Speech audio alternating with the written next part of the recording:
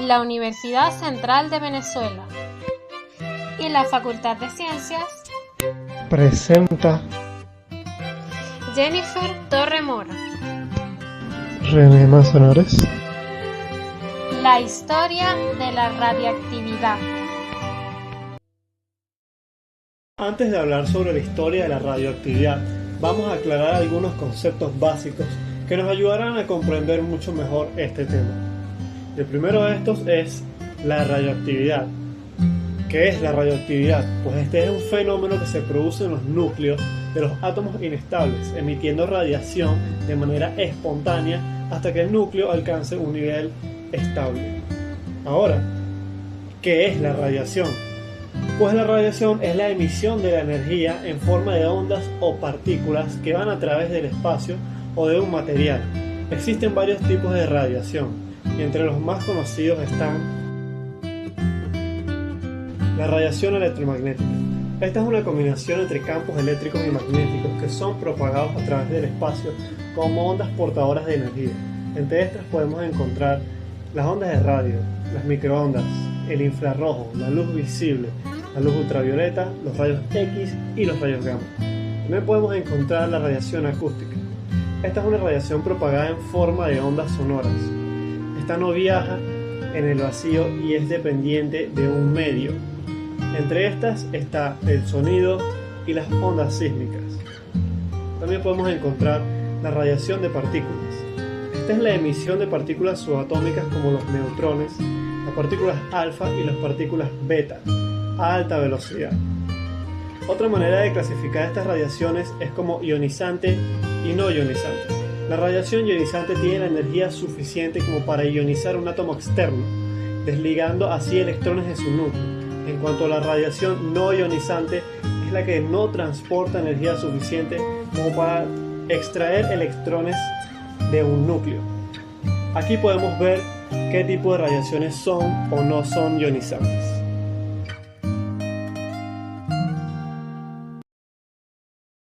Es importante conocer acerca de la fluorescencia. Esta es una propiedad que tienen algunas sustancias que consiste en emitir una luz de color o frecuencia diferente a la que reciben.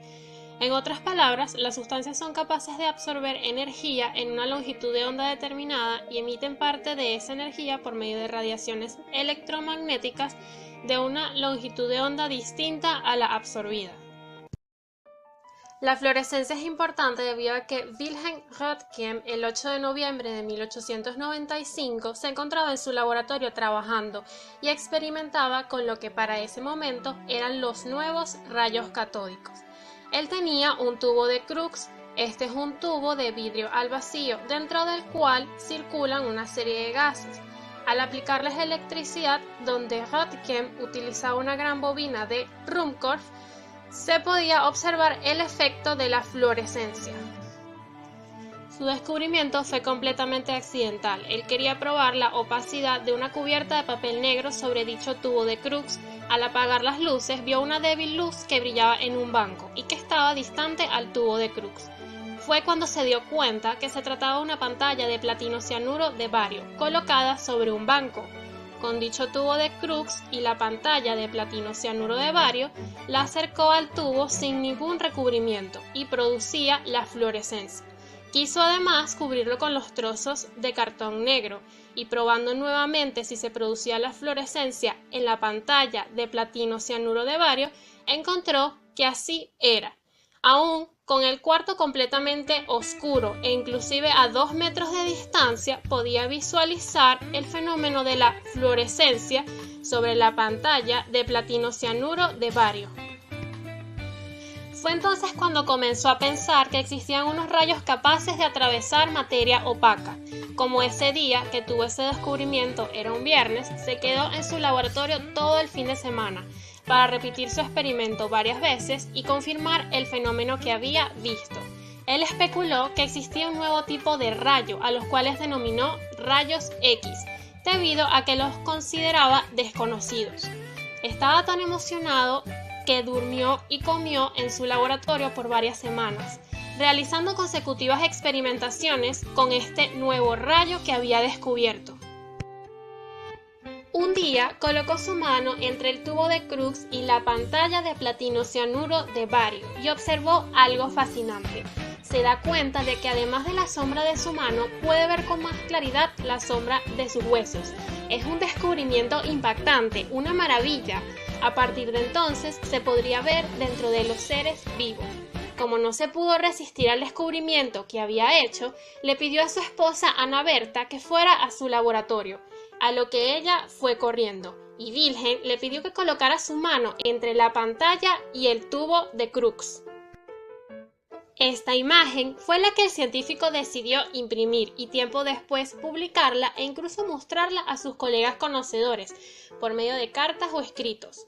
La manera en que llevó a cabo esta impresión fue sustituyendo la pantalla en donde se producía la fluorescencia por una placa fotográfica, indicándole a su esposa que se quedara quieta por 15 minutos y logrando así generar la primera radiografía sobre la placa. Sin duda, es la considerada la primera imagen de una radiografía en el mundo. Wilhelm Röntgen ganó el Premio Nobel de Física en el año 1901 por este gran aporte a la ciencia. Henri Becquerel, un físico francés que empezó a estudiar la fluorescencia y la fosforescencia en 1883, un tema en el que su padre, Edmond Becquerel, había sido todo un experto. Al igual que su padre, Henri se encontró totalmente interesado en el uranio y sus compuestos. Becquerel, al enterarse del descubrimiento de los rayos X de Röntgen, 2 meses después de su publicación, empezó a buscar una conexión entre la fosforescencia que llevaba años investigando y estos nuevos rayos X. Becquerel llegó a pensar que las sales de uranio fosforescentes que había estado estudiando todo este tiempo podían absorber la luz del Sol y reemitirla en forma de rayos X. El primer experimento envolvió una placa fotográfica con 2 hojas de papel negro y las colocó en un lugar expuesto al sol. Este papel negro era para que el sol no afectara la placa fotográfica. Luego colocó varias sales de sulfato de uranio sobre la placa expuesta al sol. Según Becquerel, estas sales absorberían la luz del sol y al reemitirlas como rayos X pasarían a través del papel negro y su silueta quedaría marcada en la placa fotográfica. Efectivamente, Becquerel obtuvo los resultados que deseaba, reportando así el 24 de febrero de 1896 que estas sales fosforescentes emitían rayos X. Becquerel quería seguir experimentando con este fenómeno, pero el clima no se encontraba totalmente nublado, así que decidió guardar la placa fotográfica cubierta con papel negro y encima de esto las sales de uranio dentro de un cajón que se encontraba completamente aislado de cualquier luz solar. El 1 de marzo del mismo año, Becquerel abrió el cajón y reveló la placa, esperando ver al menos una silueta débil marcada en la placa. Pero al contrario, la imagen fue asombrosamente clara. Al día siguiente, Becquerel informó a la Academia de Ciencias que las sales de uranio podían seguir emitiendo radiación sin ningún estímulo solar. Pero días después de seguir experimentando, descubrió que la luz del sol no estaba relacionada con esta radiación y que un compuesto de uranio no fosforescente también lograba emitir esta radiación, enunciando así en mayo que el elemento uranio era efectivamente el que emitía esta radiación. Becquerel llegó a pensar que estos rayos eran similares a los rayos X, pero a diferencia de estos, los rayos podían ser desviados por campos eléctricos o magnéticos. Entonces, de esta manera, llamó a estos nuevos rayos como rayos de uranio. Maria Salomea Skłodowska, más conocida como Marie Curie, era polaca, pero debido a que en aquel momento, en Polonia, las mujeres tenían prohibido estudiar en la universidad, se marchó a Francia y estudió licenciatura en física, siendo la primera de su promoción. Marie Curie conoció a Pierre Curie en 1894. Pocos meses después de conocerse, Pierre le haría una propuesta a Marie, que sería pasar la vida el uno junto al otro, hipnotizados con nuestros sueños, tu sueño patriótico, nuestro sueño humanista y nuestro sueño científico. Meses después, ella aceptó la propuesta y se casaron. Juntos, compartieron una vida tanto personal como profesional. Marie Curie, por esos años, se encontraba pensando en un proyecto para adquirir un doctorado. De hecho, en aquel momento, ninguna mujer de la época había adquirido este grado.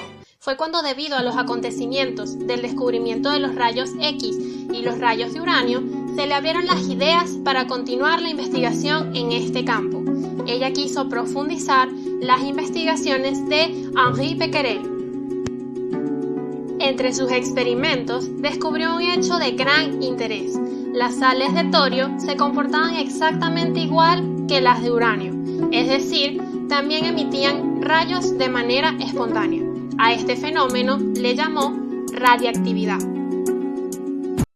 Marie colocó sus muestras en una placa de condensador cargada hasta 100 voltios y unida a uno de los electrómetros de Pierre podía medir cuantitativamente su radiactividad. Al hacer esto, encontró que los minerales de pechblenda y torbenita eran más radioactivos que el uranio puro, de las cuales dedujo que debía contener al menos un nuevo elemento más radioactivo que no había sido descubierto.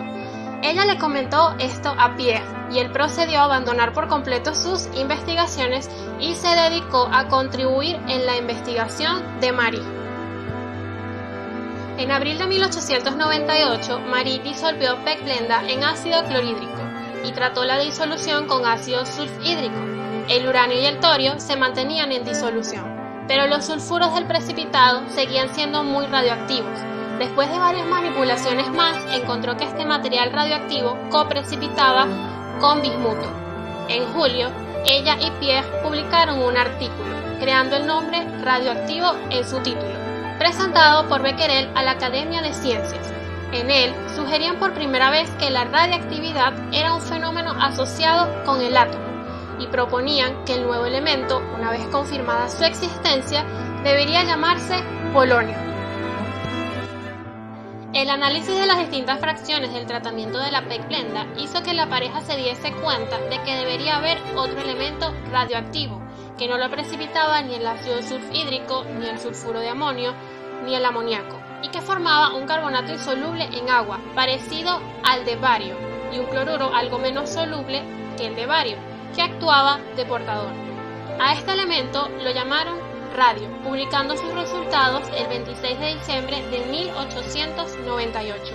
El espectroscopista Eugène Anatel de Marseille encontró una nueva línea espectral atómica del nuevo elemento, lo que ayudó a confirmar su existencia. Dado que el nuevo elemento era mucho más radioactivo que el polonio, los Curie dedicaron sus esfuerzos en él. Estaba claro que haría falta mucha más pechblenda para obtener cantidades significativas de radio. Durante los 4 años siguientes, trabajaron en unas condiciones y con unos medios que solo pueden ser calificados como heroicos, en un cobertizo sin ventilación y sin calefacción, con un frío terrible en invierno y un calor abrasador en verano. Marie escribió: "Tuve que pasar todo el día mezclando una masa hirviente con una pesada barra de hierro casi tan grande como yo.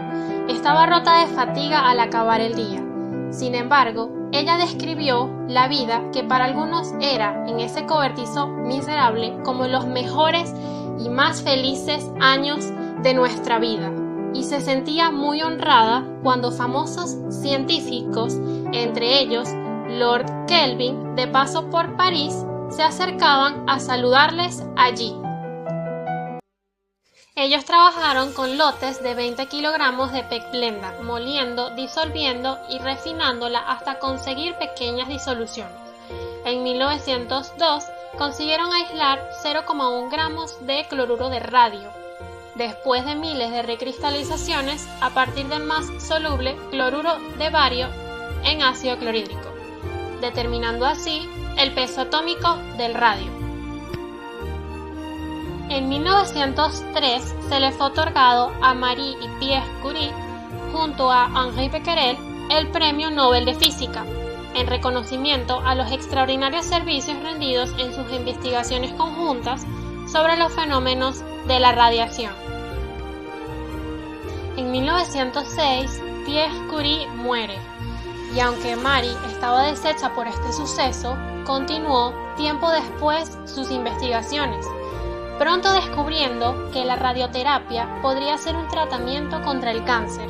Esto hizo que los experimentos de Marie ganaran adeptos y se popularizaran. Gracias a estas investigaciones, Marie Curie ganó el Premio Nobel de Química en 1911. Desgraciadamente, a causa de la radiación a la que estuvo expuesta en sus experimentos, Marie Curie falleció el 4 de julio de 1934. Sin embargo, sus aportaciones a la ciencia y a la sociedad siempre serán inmortales. La hija de los Curie, Irène Joliot-Curie, no se quedó atrás.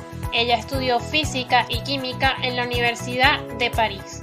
Durante la Primera Guerra Mundial colaboró con su madre en la labor radiológica realizada en el frente y formó personal médico y militar en las nuevas técnicas radiológicas. Además, trabajó en el Instituto de Radio de París, donde conoció al científico Frédéric Joliot, con quien contrajo matrimonio en 1926. En 1934, bombardeando aluminio con fuentes de polonio, descubrieron la radiactividad artificial. Resumieron su trabajo en un artículo conjunto titulado Producción artificial de elementos radiactivos, prueba química de la transmutación de los elementos. En este artículo se demostraba por primera vez la creación de radioisótopos artificiales por bombardeo de boro, aluminio o magnesio con partículas alfa. Ciertos isótopos son inestables y emiten radiación en su proceso de descomposición, a diferencia de los isótopos naturales que son estables. Con el tiempo se pudo comprobar que cualquier elemento que presentara uno o más tipos estables de núcleos podía también presentar núcleos radiactivos. Por lo que gracias a su descubrimiento recibieron juntos en 1935 el Premio Nobel de Química. Los descubrimientos de los Curie y Becquerel en el nuevo campo de la radioactividad llamaron mucho la atención de los científicos de la época. Uno de estos era el físico y químico nacido en Nueva Zelanda, Ernest Rutherford. En 1899, Rutherford, que trabajaba en la Universidad de McGill en Montreal, Canadá, junto con Paul Villard, quien se encontraba en Francia, lograron descubrir tres nuevos tipos de radiación: la radiación alfa, beta y gamma, cada uno de estos con una cualidad diferente de penetrar la materia. Según Rutherford, las partículas alfa eran iones positivos de helio. Esta es la más masiva de las tres nuevas radiaciones y se mueve lentamente en comparación de la radiación beta y gamma. Debido a su tamaño, interactúan más con la materia. En cuanto a las partículas beta, estas son o electrones o positrones, menos masivas y se mueven más rápido, y pueden atravesar ciertos materiales de pequeño espesor, pero pueden ser frenados por una hoja de aluminio de 1 milímetro de espesor. En cuanto a los rayos gamma, en comparación de los alfa y beta, este no tiene ni carga eléctrica ni masa. Debido a esto pueden atravesar gran cantidad de materiales y se necesitan varios centímetros de plomo o al menos 1 metro de concreto para poder detener a estos rayos, y transportan la energía suficiente como para destruir el núcleo de las células. Con estas tres radiaciones, o más específicamente con el descubrimiento de las partículas alfa, Rutherford logró romper lo establecido hace miles de años. Logró demostrar que el átomo es una partícula divisible, esto al observar la emisión de partículas alfa en el uranio y el torio. Pocos años después, Rutherford, con la ayuda de Frédéric Soddy, llegó a la conclusión de que los átomos radioactivos son desintegrados espontáneamente en elementos más estables, conclusión que sacudió el mundo de la ciencia, pero lo llevó a ganarse un premio Nobel de la Química en 1908. Con el descubrimiento de la radiación alfa, Rutherford logró plantearse un experimento que le permitiría explorar el interior de los átomos, el llamado experimento de la hoja de oro. En este, él utiliza un haz de partículas alfa, y como resultado de este experimento, Rutherford logró derrocar el modelo atómico de Thomson e imponer el suyo, demostrando que los electrones se encuentran orbitando alrededor de un diminuto núcleo cargado positivamente. Este nuevo modelo atómico de Rutherford abrió las puertas a la física nuclear que conocemos hoy en día. Frederick Soddy fue un conocido químico inglés que también estuvo totalmente interesado en el campo de la radioactividad. Luego de sus trabajos con Rutherford sobre la desintegración atómica, en 1913, Frederick descubrió al mismo tiempo que Casimir Fajans las reglas de la transmutación, o mejor conocidas como la ley de desplazamiento radioactivo. En esta ley se explica que cuando un átomo radioactivo emite espontáneamente una partícula alfa, retrocede 2 casillas en la tabla periódica, pasando así a una forma estable. Pero en cuanto un átomo radioactivo emite una partícula beta, este avanza una casilla en la tabla periódica. Y en este mismo año, Frederick también llegó a la conclusión de que varias sustancias con diferentes propiedades radioactivas y diferentes pesos atómicos eran químicamente el mismo elemento.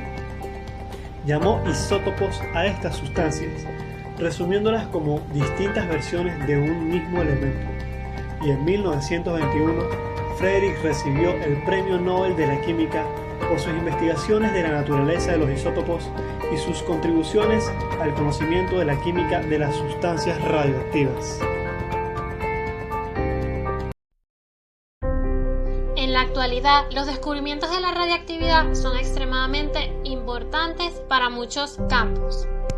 En el análisis de muestras utilizando microscopios electrónicos hay una aplicabilidad en cuanto a la participación de los rayos X característicos. Este proceso ocurre por medio de una excitación por bombardeo de electrones y una posterior emisión de rayos X, los cuales por medio de unos detectores llevan a cabo la identificación de los distintos elementos que una muestra determinada pueda contener.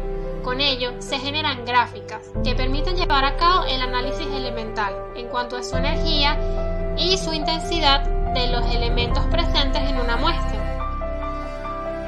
Las radiografías. Día a día muchas personas las realizan y fue gracias al descubrimiento de Wilhelm Röntgen. No solo ha permitido generar radiografías en el cuerpo humano para identificar lesiones y enfermedades internas, sino también genera radiografías bucales para asistir a consultas odontológicas.